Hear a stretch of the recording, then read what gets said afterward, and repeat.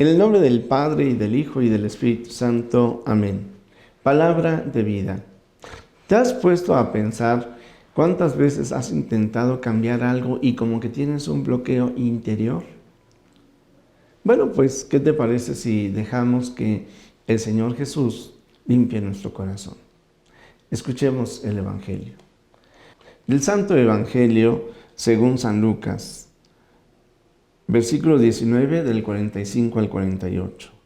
Aquel día Jesús entró en el templo y comenzó a echar fuera a los que vendían y compraban allí, diciéndoles: está escrito, mi casa es casa de oración, pero ustedes la han convertido en cueva de ladrones. Jesús enseñaba todos los días en el templo. Por su parte, los sumos sacerdotes, los escribas y los jefes del pueblo intentaban matarlo, pero no encontraban cómo hacerlo, porque todo el pueblo estaba pendiente de sus palabras. Palabra del Señor. Gloria a ti, Señor Jesús. Antes de comenzar la reflexión sobre este texto bíblico de San Lucas, quiero agradecer las felicitaciones que me han enviado con motivo de mi cumpleaños. El día de hoy estoy cumpliendo 66 años. Pero además quiero también mandar una cordial felicitación a todos los músicos. Ustedes saben que una de las maneras excelentes de evangelizar es a través de la música, y tenemos coros, tenemos cantantes al estilo de Gerardo Villegas, al estilo de Martín Valverde, en fin, tantos, Maurilio, tantos que evangelizan, que quiero mandarles una felicitación.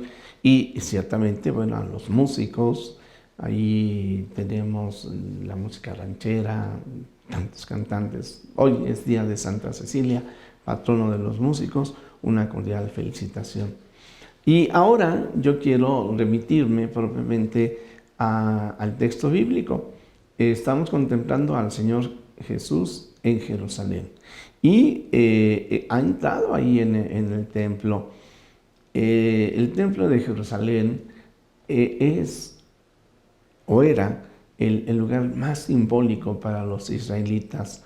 Quiero decirles que en tiempos de Jesús era la construcción más grande que existía en el mundo. Ya hablaremos, porque durante los siguientes días también las escenas ocurren en el templo de Jerusalén. Pero ese templo que hoy nos sitúa en el contexto de la evangelización del Señor Jesús, será destruido, Jesús crucificado en el 33, y el templo destruido hacia el año 70 por la invasión de los romanos. Pero con lo que yo me quiero quedar es cómo cuando el Señor Jesús llega al templo, en donde, pues, como la única moneda que se aceptaba en el templo era la realizada o hecha solamente por ellos, a la entrada del templo había que cambiar las monedas que se traían, había cajas de cambio. Pero llegaban monedas no solamente de Israel, sino de varias partes del mundo.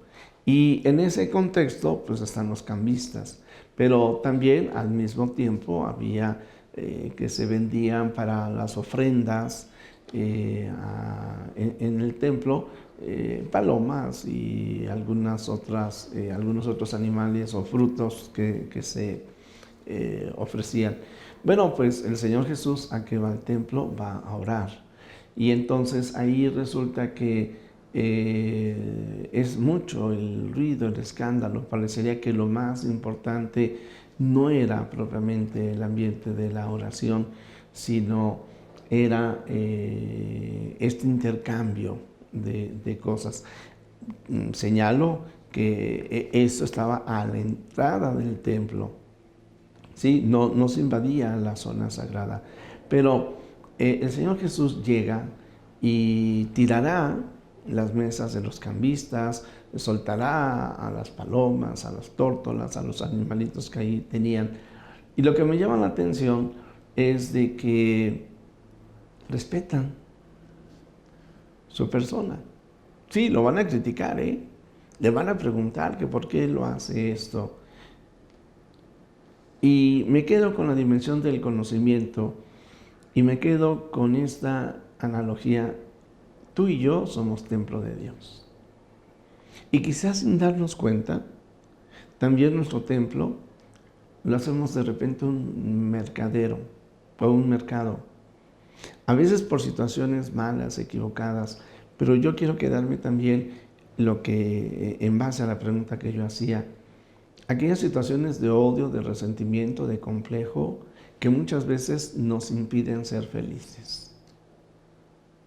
El Señor Jesús limpia, podríamos decir, nos invita a limpiar la entrada del templo y dejaron que lo limpiara. Tú y yo también tenemos que pedirle al Señor, ven y limpia mi corazón, Señor. Ven y limpia mi mente. Porque esto es lo que nos lleva definitivamente a la conversión. Esto es lo que nos lleva a un cambio profundo en nuestra vida.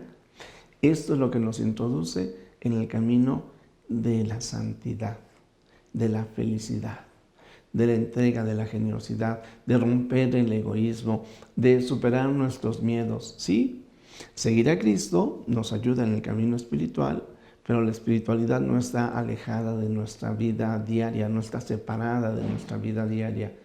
De tal manera que la espiritualidad, podríamos decir, efectivamente nos ayuda a alcanzar un pleno desarrollo humano, también en las emociones. Bueno, pues yo lo que te diría es, hay que pedirle hoy al Señor que venga y que limpie nuestro corazón y nuestra mente. Que venga y quite todo lo que está ahí sucio, que nos estorba para ser felices en el campo moral y también en el campo psicológico. Porque el Señor es el dueño de toda nuestra vida, de todo nuestro ser. Y en esta dimensión, pues ciertamente podríamos decir la oración. La oración que me lleva a conocer a Dios y me lleva a conocerme a mí mismo. La conversión de vida. ¿Qué es lo que yo quiero cambiar y qué es lo que yo voy a hacer para cambiar? Y junto con esto, definitivamente abrir nuestro corazón a la alegría del Evangelio. Es decir, abrir nuestro corazón al Señor Jesús. Para que, siendo testigos de Él, compartamos también con los demás la alegría del Evangelio. Jesús, que todos te conozcan y te amen, es la única recompensa que quiero. El Señor esté con ustedes. La bendición de Dios Todopoderoso, Padre, Hijo y Espíritu Santo, descienda sobre ti, sobre tu familia, sobre México y el mundo entero. Palabra